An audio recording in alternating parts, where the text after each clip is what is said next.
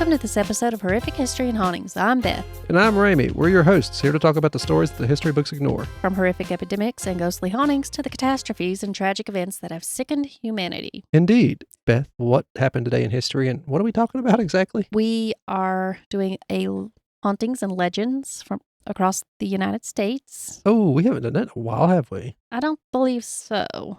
I might be wrong. I don't think we have, because I did all spooky stuff, but I kind of took a break, I believe, from these things for October. Today in history, November 9th still, John List seemed like a normal dad. He was a Sunday school teacher and a Boy Scout leader. This sounds like the guy from Scout's Guide to the Zombie Apocalypse. Didn't she have a bunch of Dolly Parton stuff in his house? Oh. It just sounds like he's starting off that way. Oh. However, as it is in many cases, underneath this public image of a normal family man, he was struggling financially and he worried his family wasn't living up to his strict rules. Oh, no. One day, in 1971, he snapped. He shot and killed his wife, mother, and 3 children in their New Jersey home. Then he disappeared. He made it look like the family had gone on a trip so no one would find the bodies right away. And he even created a new identity and started a new life in another state. That's back in the time when things like this could happen. Yeah. Easily, anyway. For 18 years, the police couldn't find him. But in 1989, the TV show America's Most Wanted featured his case. I think I remember this. I've watched the old episodes. I haven't watched the America's Most Wanted. I've been watching the Unsolved Mysteries. Oh, yeah, that's what I was at. I haven't watched America's Most Wanted in a long, long time. But I feel like this might be on there I'm pretty sure it is. There's something similar, if not. Mm-hmm. Someone watching the show recognized List and called the police. He was arrested and sent back to New Jersey for his trial. And then he was found guilty of murder and spent the rest of his life in prison where he belongs. That's all for today in history. Not a very pleasant one, but at least he got caught. We don't have many pleasant things in history. No. Well, I try to find the horrific ones because it is horrific history and hauntings. Yeah. There are some good things that was on the list. I seen Poisoned Appalachia podcast. I like that one. And I see that she's doing like a once a month episode that's the bright side of Appalachia. Yeah. I could see the appeal to such an episode. Yeah. Which is kind of good. Yeah. I personally am not going to do that because I find it hard to do things like that. But it's a good thing because I've been watching a lot of YouTube videos, and if you talk about and think about a bunch of negative things, then you're going to attract negativity into your life. So it's good to have some of that positive stuff in there. I've turned to pleasant video games and YouTube channels. We're going to Ohio. I would prefer not to with the one and only experience I had when I went there. But We just shunned an entire group of our audience, perhaps. I don't really know. It doesn't tell us state by state. Let us know where you're from. Okay, I'm not going to say everybody from Ohio. It's just as soon as we reached the border and I stopped for gas, I got harassed. Yeah, it was 1 o'clock in the middle of the night. What'd you expect? What do you mean? But that's not how you can still control yourself, dude. Come on. I stayed in the car. Ridiculous. I didn't get out. I would probably give Ohio another chance, but during the daylight. Yeah, we got very close last year when we went to the Mothman Museum. Yeah. The year before that, when we went to the Mothman Museum, we planned our trip so late we got there in the middle of the night, so it was a spontaneous thing. I was bored that day and I was like, okay, let's go. Yeah. I didn't tell anybody we were leaving. I didn't either. I messaged Joey when we were in West Virginia. I didn't tell him the whole time. And then he was like, why are you in West Virginia? Scott's like, where are you at? I'm like, I'm just riding around. So I can't remember what I said. And then when he seen my Facebook post of us standing near the Mothman statue, he said, you're in West Virginia. No, I'm not. He was irate. He'd been wanting to go. Yeah. Joey wasn't too happy with me. Mom wasn't. Everybody was upset. I had fun. I did too. It was actually nice the first trip to be dark, actually. Yeah. I never knew about the Mothman Museum having the Men in Black mannequin staring over the Mothman statue. I thought it was a real person so when at first. I was like, what the hell? Yeah, there's somebody staring at Oh, yeah. I like those little spontaneous trips. Me too. But we're going to talk about the Loveland Frogman. Legend from the 1950s describes a 4-foot frog that roams the marshes of Loveland, Ohio on its hind legs.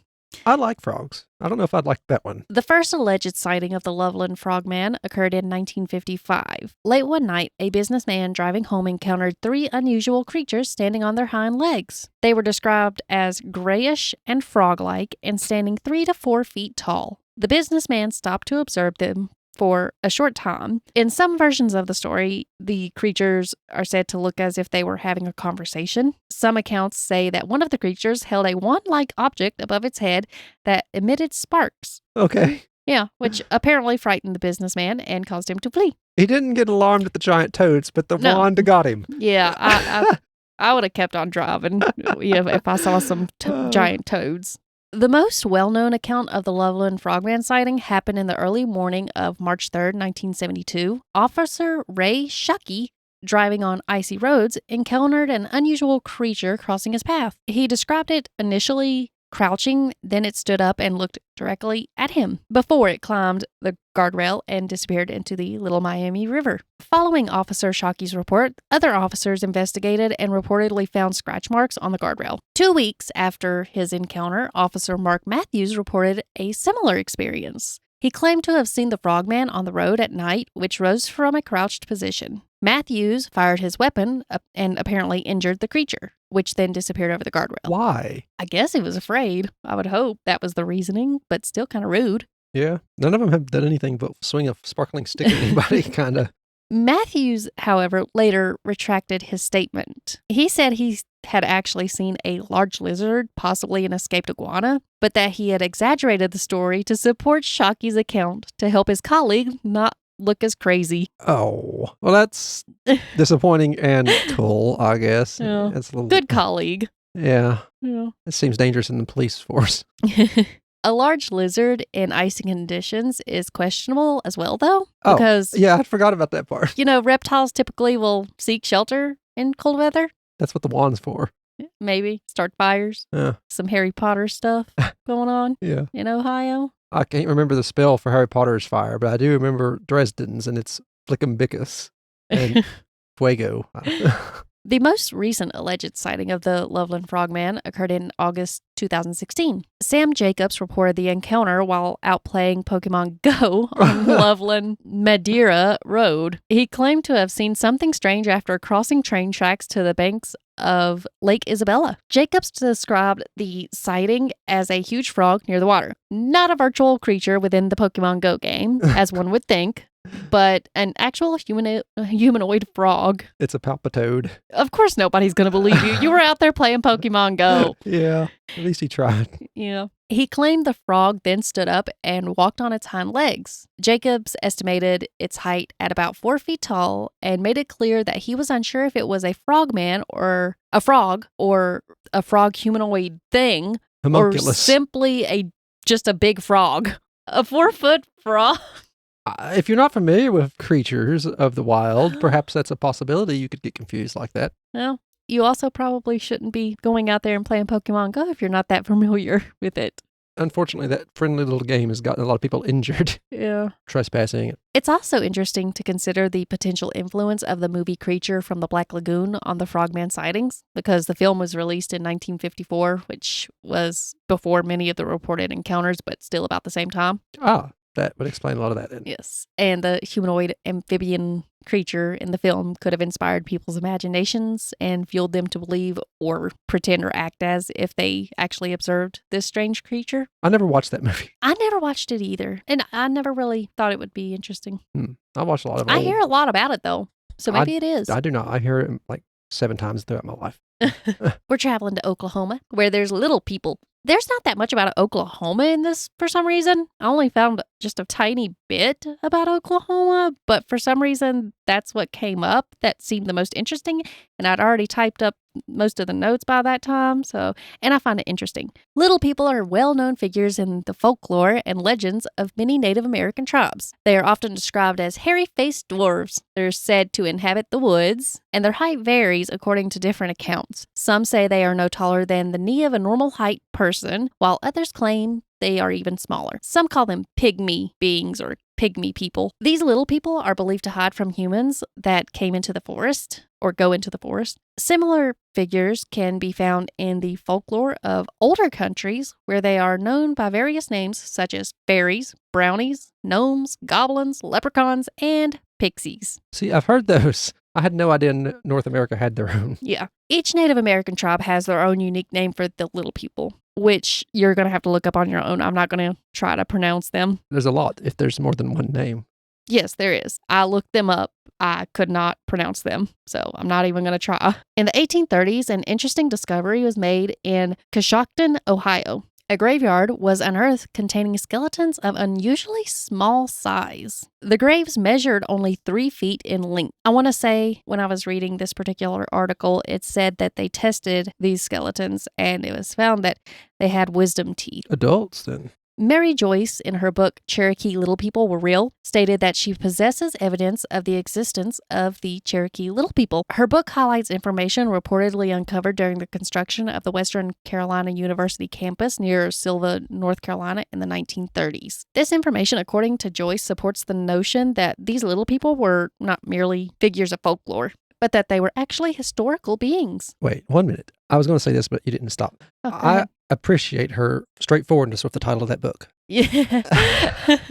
Yes. I just had to say that. It is a very good, straightforward title. Yeah.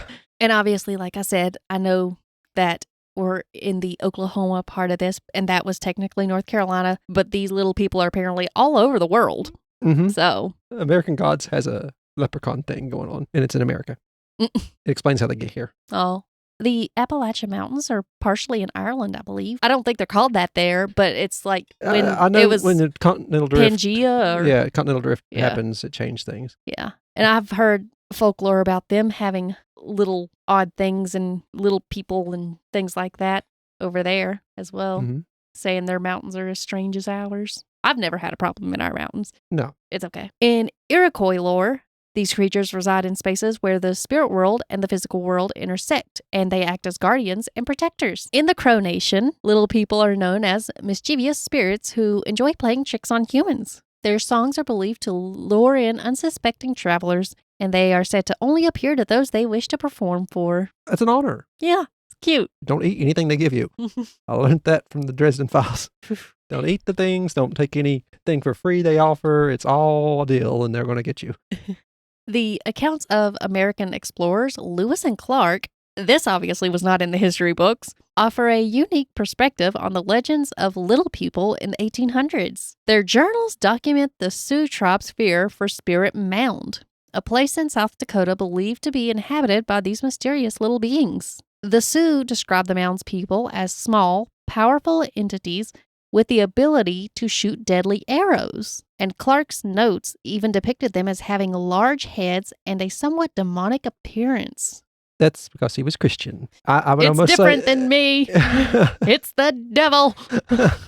I didn't mean it that way. I'm saying that's how he would see diminutive little goblins as a demon. Also, those guys, according to Sawbones anyway, were on a special blue pill throughout their whole trip across America, the continent. And that little blue pill contained a lot of mercury. They can track where they were by the mercury in their... Viagra? No. You said little blue there pill, was right? It was called blue mass, and it was a blue, tablet that was full of mercury. So who knows what they saw by the time they got to where they were heading. Well, that's nice. There's a whole Sawbones episode about a little bit of mercury never hurt nobody. about their doctor that gave them all this stuff before they handed out. The Caddo Nation of Oklahoma has the story of the lost elves. These beings are said to dwell in hollow trees and wander the forests at night. The stories often revolve around lost children who undergo a transformation into these little mystical beings. Didn't we cover a bunch of Pokemon that done that? Yes. Okay. It was an episode ago, I guess. Yeah. In Cherokee folklore, little people are mystical beings who may help those who treat them with respect. They would perform tasks such as harvesting crops. However, encountering them or speaking of them directly is considered bad luck. We're going to have some bad luck, I guess. Probably. They are sometimes linked to Cherokee medicine people who tell of their aid during the Trail of Tears as well, which is kind of cool because we did an episode about that long ago. They needed as much help as they could get, unfortunately. Yeah. Other tribes, like the Choctaw, describe similar beings who assist healers by guiding them to medicinal herbs. In Wyoming, there was a report of discoveries of pygmy mummies. You can go more into that. I don't know anything about it. Why are you asking me? No, there was an episode about it on the show I just mentioned. Oh. The Unsolved Mysteries, the older ones. There was an episode about that. And it was proven that that was, in fact, a little adult. I want to say it was found in a cave.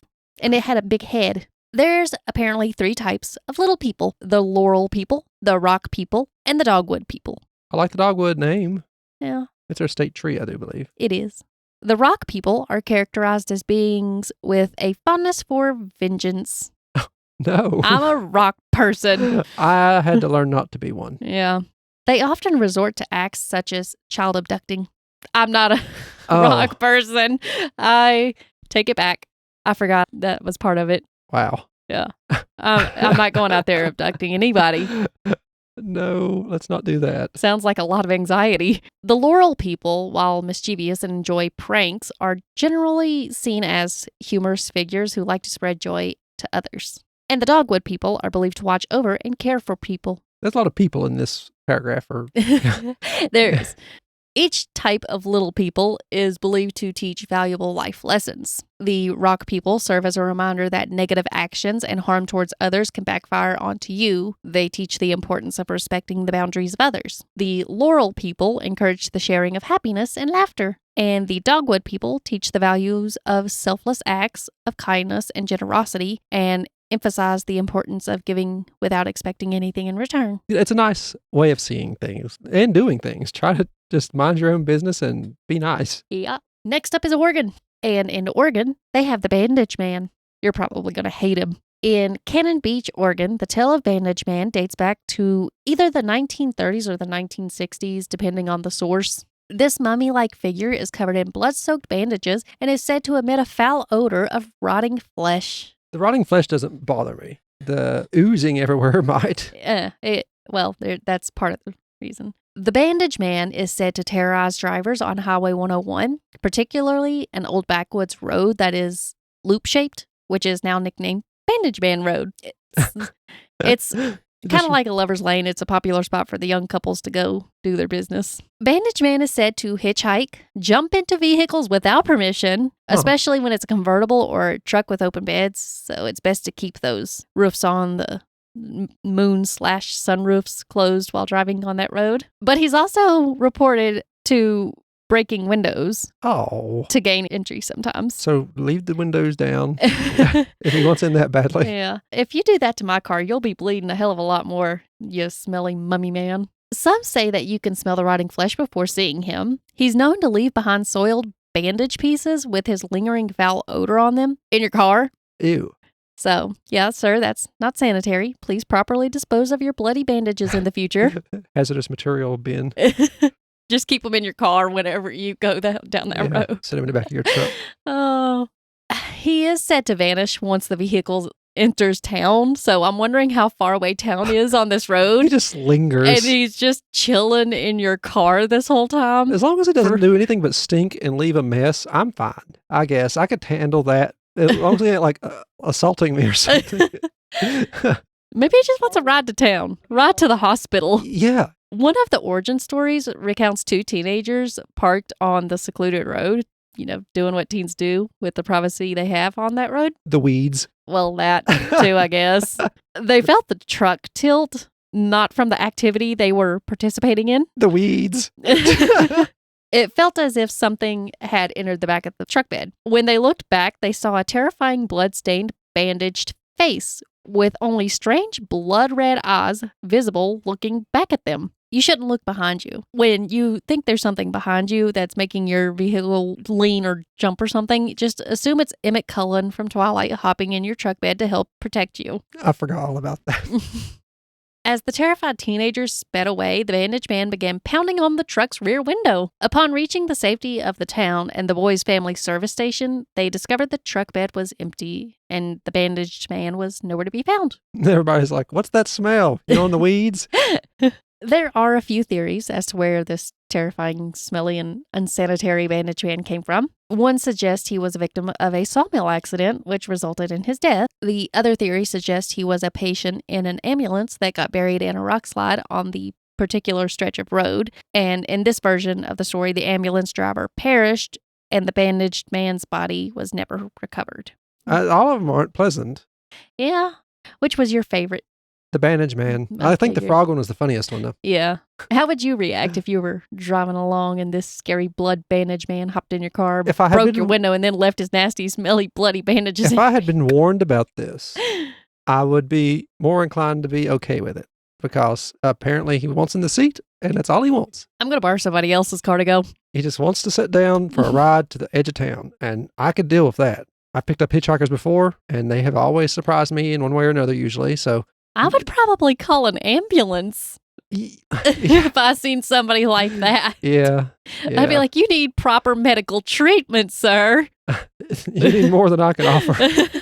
Seems chill, other than his banging on stuff. Yeah, and breaking people's windows. So everybody, please remember, dispose of your biohazardous bandages responsibly. You wouldn't want to spread diseases while terrorizing people and vandalizing vehicles. Yep. That's all I have for today. The best bet is just don't go to places people talk about being bad. It's a little safer that way. Bandage Man seems like the safest bet. Or the frogs. I'd take the frogs too. I would take the frogs. They seem to just crawl away. They didn't seem to hurt nobody. And apparently seeing the small people would have been bad luck half the time. So it's how would I know which one? Well, no, either they play you music, they harvest your crops or do some chore for you, or you have the chance of getting the little bad ones that shoot deadly arrows. All arrows are deadly if they're fired correctly. Or the vengeance one, I guess, if you've done something bad to someone. Then you had it coming. Well, I guess in that case, your child's getting abducted, not you. This is horrible. So maybe don't take a chance on that either. Yeah, I would just take the frog people. They seem the safest. Yeah. Even Bandage Man isn't as safe as the frog people. That's my choice right there. Well, that was fun. I don't think the last one was this fun. The last Across America spooky, I don't remember what we call these now. Yeah. If you haven't noticed, they're a little bit shorter. I've been only setting a certain amount of time to work on the notes for these, and it's normally like 5 hours. And then whatever I have at that point, obviously, if I'm in the middle of something, I'll finish it up. I'll take a little longer and finish it up. But whatever I have after that, that's what it is. It's just working better for me at the moment. Yeah, it's been a weird And I haven't time. really heard too many. Mom complains if they're not too long, but I haven't heard anybody else complain about it. Feel free to. I mean, all input's input. At least we know what people like. Anyway, we here are part of the Gruesome Gaming Group Podcast Network. We have Brother Knows Quest, Leveling Duo, and Horrific History and Hauntings. Brother Knows Quest is about TTRPGs, and I tell Beth about a new one each week. Actually, we're waiting until the first of the year, New Year's. We're taking a hiatus unless I come out with a special episode to do with something holiday related. And Leveling Duo is a podcast about video games and what we enjoy. It could be me and Beth, or me and my friend Dakota. All three of us. Just depends on what we're talking about. They only come out whenever we play a really good new video game. I'm still working my way through Dragon Age Velgard, so we'll see how that works out. I have one build that I'm working on. I'm obviously going to do a lot more because my plan is to, on Sims, rebuild all the worlds. Well, at least Windenburg for now. Yeah. But going to try to move to all the worlds. Windenburg's going to be our hometown. And then I'm going to do surrounding towns with the other worlds that I have. Mm-hmm. But that's going to take a long time. So after I finish this particular build that I'm working on, I would like to do a stream or YouTube or whatever showing off what I've already built. Yeah. If you're interested in that kind of stuff and have some input, let us know. We have 2 different ways we could do it. We could stream it or we could just upload videos. The stream quality, if she wants to do it would be 720. But if we record it the way I want to do it, it'd be 1440. But that's up to her. We'll figure that out as time comes. We'll put out notifications on the socials. Speaking of the socials, if you want to find any of the podcasts, our socials are ways to reach out to us. There's a Linktree link in the description, and it will take you to the first website on the Linktree is our podcast's website. It'll have all our podcasts on it, all 3 of them. Below that, there'll be social links, and above that link, also in the little banner, will be other social links. They'll either be for me or for Beth, our accounts, or for the actual podcast, HH&H accounts. You can reach out to any of those, follow them for the news. I got rid of the X accounts, kind of abandoned Twitter in exchange for Threads and Blue Sky. The other ones are there, and it has news that comes out on it. And you can reach out that way. Also, there'll be 2 emails below all those links if you want to reach out that way. If you want us to read something out on the show, let us know your name, or if we're allowed to even say your name, that'd be nice to know as well. Anything below all that also is another link, and it will take you to a page where you could use Stripe to tip us if you want to. We appreciate it. Keeps the show hosted. It's something we have to pay, but we appreciate it. Leave reviews or anything you can on your podcast app. It helps us out. We enjoy seeing them. We save them up, and when we get enough, we'll read some out. Send in suggestions and your own personal stories. Yeah, send in suggestions in your own personal stories. Beth's been wanting to hear some, and we've got a couple so far from people we know, and it's not terrible. We just haven't got around to recording with them. But if it's just something short or something you want us to just look into, let us know. Or if you just want to reach out and do an episode, that'd be nice. Thank you for listening. I've been Ramy. And I'm Beth. This has been HH&H. Bye-bye.